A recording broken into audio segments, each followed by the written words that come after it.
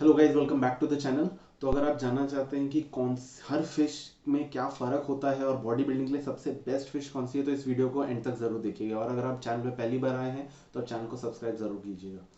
दोस्तों देखिए, मैं काफ़ी टाइम से जिम में फिटनेस और एक्सरसाइज में मैं बहुत सालों खुद से करता आया हूँ। इस बारे में मैंने बहुत पढ़ाई भी की है।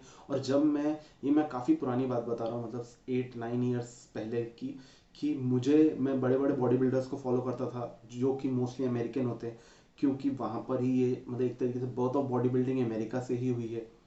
अब वहाँ पे जो फिशेस होती हैं वो अलग अलग टाइप्स की मिलती हैं, जैसे कि कॉड फिश हो गई, टूना फिश हो गई, रो फिश। ये इंडिया की है, उसका नाम है अमेरिका में वो अगर अवेलेबल होगी तो उसका कोई अलग नाम होगा।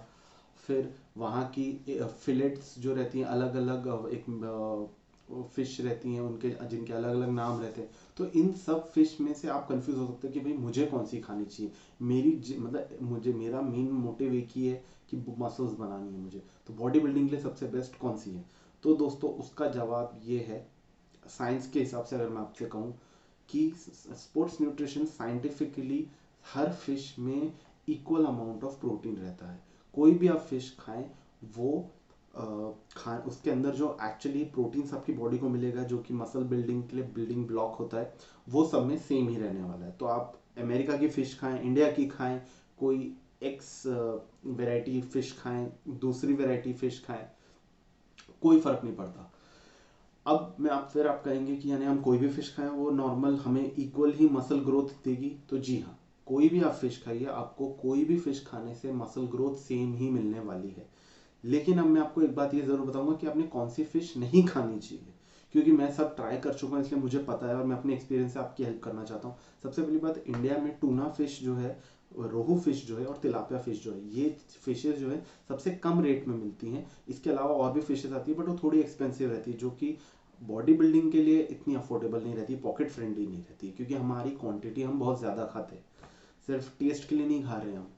तो ये फिशेज जो है सबसे सस्ती होती हैं, तिलापिया, रोहू और टूना। लेकिन मैं टूना फिश को बिल्कुल रिकमेंड नहीं करूंगा। रोहू फिश और तिलापिया ये दोनों आप खा सकते हैं। टूना फिश को मैं इसलिए रिकमेंड नहीं करूंगा क्योंकि वो बहुत कड़क रहती है, उसे पकाने के बाद भी कच्चा कच्चापन फील होता है और वो बहुत हार्ड रहती है। ये मैंने जब शुरू शुरू में खाई थी, मुझे लगा था कि शायद मैंने कुकिंग बराबर नहीं की है, लेकिन मैंने बहुत जगहों पे खाई और अब मैं पता सब समझ चुका हूँ कि टूना फिश जो है बिल्कुल भी नहीं खाइएगा, क्योंकि वो बहुत कड़क रहती है खाने में। कंपेरेटिवली तिलापिया और रोहू जो होती है वो बहुत सॉफ्ट रहती है, पकने के बाद बहुत अच्छे से वो जल्दी पक जाती है और बहुत सॉफ्ट रहती है, तो it will be much easier to eat.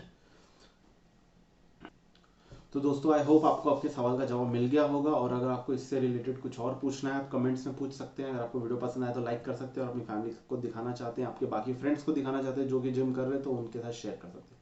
Thank you so much.